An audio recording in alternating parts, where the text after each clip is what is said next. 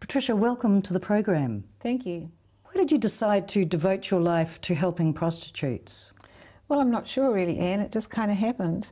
I went to Thailand at the invitation of an organisation in 1986, and God just opened my eyes to what was going on there, and somehow just felt that that's what He was calling me to do. Have you watched the face of prostitution changing over the years that you've been involved with it?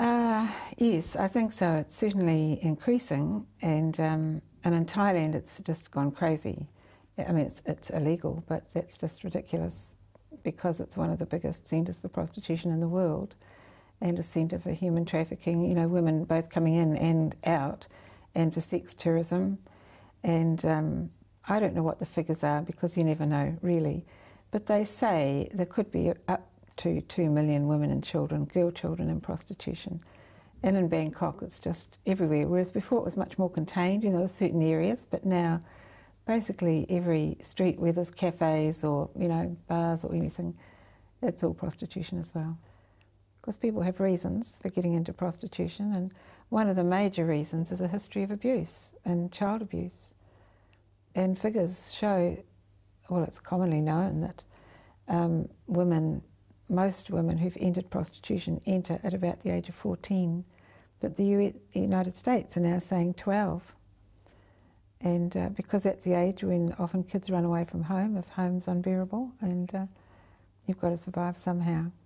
That's as opposed, of course, to the sex trade, where young women are taken from their homes and their villages in the belief that maybe they're going to be waitresses or have a better standard of life, and in fact end up being prostitutes. You've had some experience in that area. Yes. In Thailand we had many girls that were the mama-sons, the women who looked after the girls in the bars, because there's no street prostitution there, would go to a village, a nice lady offering jobs, and of course when they got there that's what it was.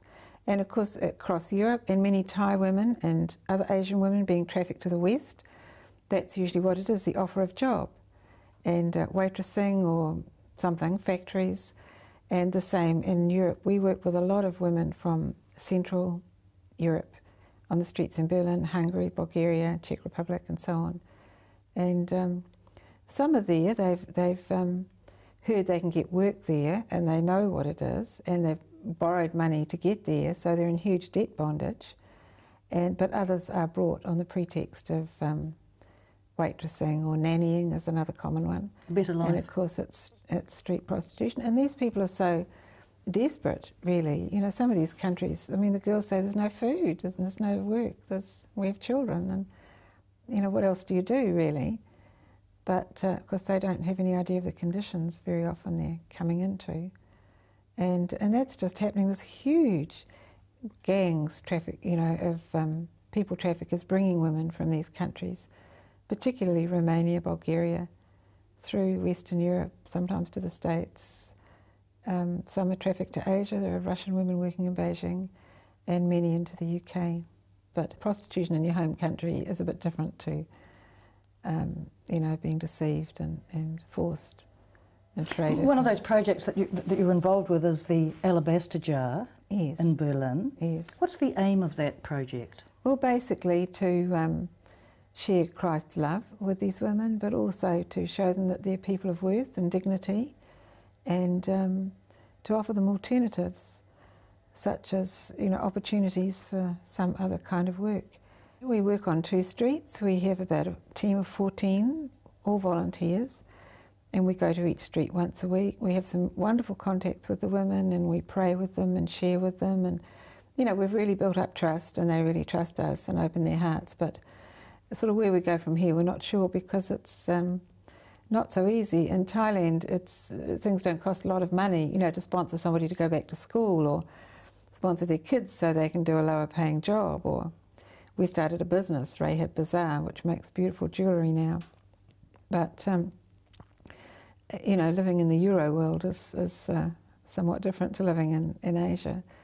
So I would really like to see people that God might really open their eyes to the situations that these women come from, particularly in Eastern Europe, you know, such terrible poverty, and go and start businesses, non-profit, as a prevention method, really, giving them an alternative.